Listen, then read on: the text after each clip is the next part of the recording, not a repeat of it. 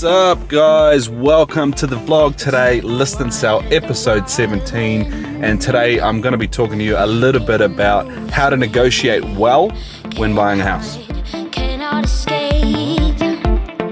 When you're negotiating, a really good tip and what people don't do enough is you've got to get the agent on your side and the agent in a position where he wants to negotiate for you and he wants to get you a good deal, okay?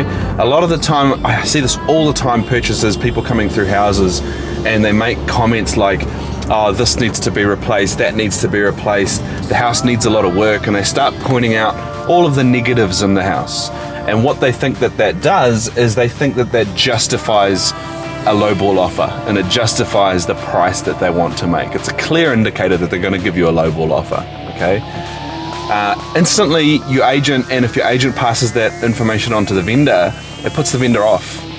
Because the vendor loves their home. They have an emotional connection to their home, and even though their home might be exactly the same as one that's just down the road that's sold, because that they had family memories there and they've got an emotional connection, they believe their home is worth more than the one down the road.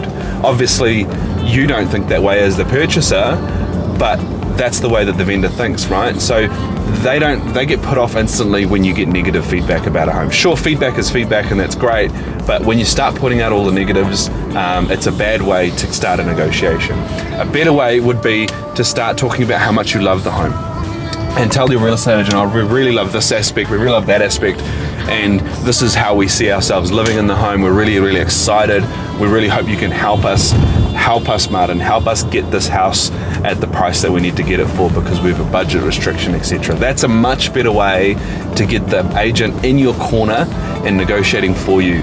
I've seen houses sell for less money than what the vendor could have gotten because they preferred it to go to some nice young family over a real estate investor or something like that, even though the investor offered more money.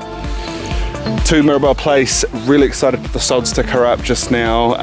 It's my vendors walking off in the background, purchases were here, and this one sold just after a couple of weeks on the market. We had a lot of interest in this property and we sold it for $60,000 above CV, so really fantastic result. And my vendors are really excited. They're headed off to a retirement village in the area and they needed that extra money to make sure that they've got some spending money.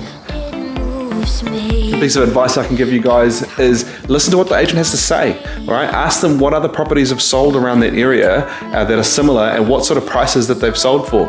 At the end of the day, a house is only worth what a buyer's willing to pay, and the most accurate measure for that is to look at comparable properties around the area that have sold recently and what they've sold for, and the agent will have access to that information. Sure, you can get a lot of that information online as well, but a lot of the times agents will know about sales which aren't available online yet and the most comparable houses around the area and what are really similar to the one that you want and what those houses are sold for, and those are going to be the comparables that the agent and the vendor are going to be looking at in order to price their home. So that's really important. Listen to what the agent has to say because they'll give you an idea of what the house is actually worth in today's market, okay? Obviously you don't want to overpay, and I get that, and right now currently we're in a buyer's market and I understand that, but not every vendor is going to be desperate. Not every vendor is going to be desperate. So look at what else is selling around you. The agent will be able to give you that information and go from there. Alrighty, 57 Haybridge Street, guys. Open home today. Open up the lockbox. It's not working. It's what I'm looking for. We got it open. Need to get this one sold, guys. We're looking for offers over 650. Vendor's getting a bit antsy. We haven't been able to get any offers yet. People love the home. I just don't get it. It's a wicked property. But just haven't been able to get any offers yet. So hopefully we'll get something today. The third thing to remember is who has the leverage.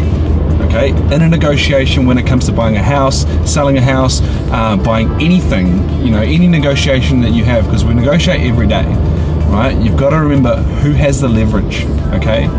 Now, I'm going to give you 2 examples. One where your buyer's got the leverage, one where the seller's got the leverage, okay? The house has only just come to the market. Example number 1, house has only just come to the market. It's a really nice house, and you turn up to the open home and a lot of people are there, right? You as the buyer, unfortunately, you don't have any leverage in the situation.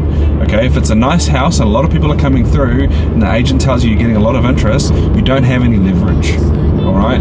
Whereas on the flip side, if you go to see a house that's been on the market for a couple of months and hasn't moved, and the agent tells you at the moment that we haven't had any offers, and we're, the vendor's getting, maybe the vendor's getting a bit desperate, maybe the vendor, the owner wants to sell the house, or looking for a fast or urgent sale, then yes, in that situation, the buyer has the leverage. Okay, so it's really, really important to understand who has the leverage and act accordingly.